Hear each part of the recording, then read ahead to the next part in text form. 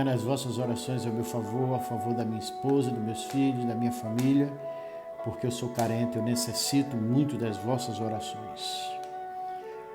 Queridos irmãos, amados irmãos, aos Hebreus, no capítulo 2, versículo 14 e 15, nos diz assim: E visto como os filhos participam da carne e do sangue, também ele participou das mesmas coisas, para que pela morte aniquilasse o que tinha o império da morte, isto é, o diabo, e livrasse todos que com medo da morte estavam por toda a vida sujeitos à servidão.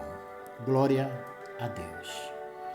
Existem algumas passagens das Escrituras que são tão cheias de verdades cruciais que merecem mais atenção do que outras no sentido de serem memorizadas, consideradas e proclamadas. Você não concorda? É o exemplo desses dois versículos aqui de Hebreus. Esses dois versículos, eles colocam diante de nós uma sequência das maiores realidades do mundo. Sabê-los de cor e saber o que eles significam é um benefício maior do que a maior prosperidade dessa terra. Demore-se por um momento em cada frase. Acompanhe comigo. Visto que os filhos têm participação comum de carne e sangue. O vocábulo filhos é tomado do versículo anterior e se refere à descendência espiritual de Cristo, o Messias. São também os filhos de Deus. Ao enviar Cristo ao mundo, Deus tinha especialmente em vista a salvação de seus filhos. A Bíblia diz, está escrito, Deus amou ao mundo de tal maneira que deu o seu Filho unigênito. Mas também é verdade que Deus estava reunindo os filhos de Deus que estavam dispersos, conforme João 11:52. E que Jesus deu a sua vida pelas ovelhas. O desígnio de Deus era oferecer Cristo ao mundo para realizar a salvação dos seus filhos. Você pode experimentar a adoção como filho de Deus por receber a Cristo. Deste carne e sangue, também ele igualmente participou.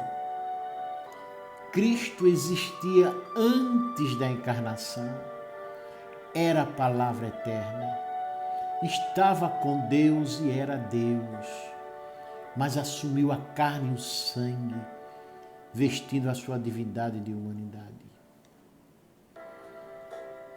Cristo se tornou completamente homem e permaneceu totalmente Deus.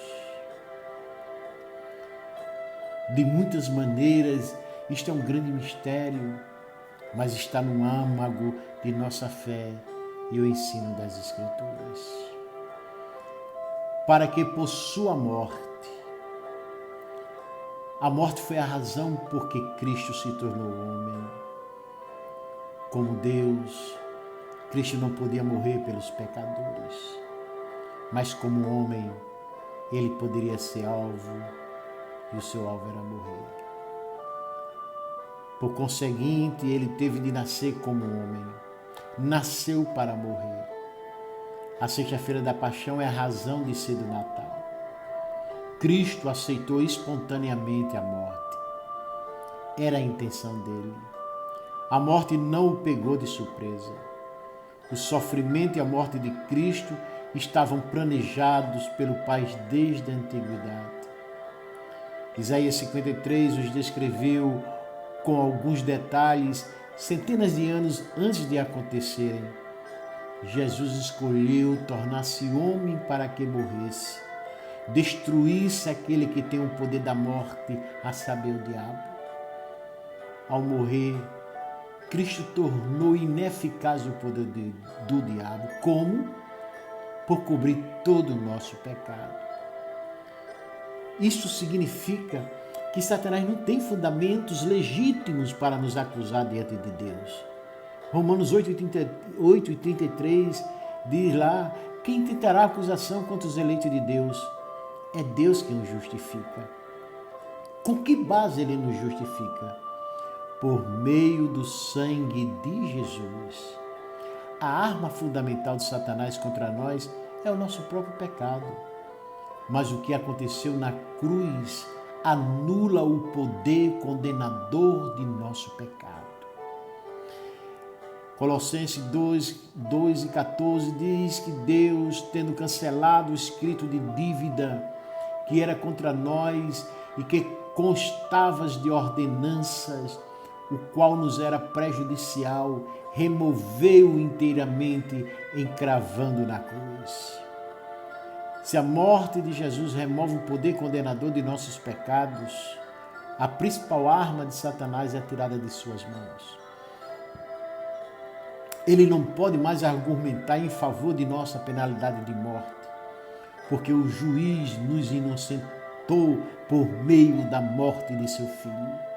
O aguilhão da morte foi destruído. Nossos pecados foram perdoados. Aleluia! Continua Hebreus: e livrar-se todos que, pelo pavor da morte, estavam sujeitos à servidão por toda a vida. Portanto, amados, queridos irmãos, estamos livres do pavor da morte. Deus nos justificou. Satanás não pode reverter esse decreto. E Deus quer que a nossa segurança tenha um efeito imediato em nossa vida. Ele tensiona que a felicidade final remova a escravidão e o temor do presente. Se não precisamos temer nosso último e maior inimigo, que é a morte, não precisamos temer coisa alguma. Podemos ser livres para o gozo, livres para os outros. Cristo morreu. Considere esse preço para que você não tema. Avaliada pelo tamanho do sacrifício, a intensidade do compromisso de Deus com a nossa ausência de temor, a nossa liberdade é imensurável. Aproprie-se dela, desfrute-a. O poder libertador de Deus resplandecerá à medida que você experimentar a liberdade de vida. Que Deus em Cristo, meus amados irmãos, continue vos abençoando. A graça de nosso Senhor e Salvador Jesus Cristo, o grande amor de Deus, o nosso Pai, a comunhão e as consolações do Espírito Santo permaneça com toda a igreja desde agora e para sempre. Amém. Glória a Deus.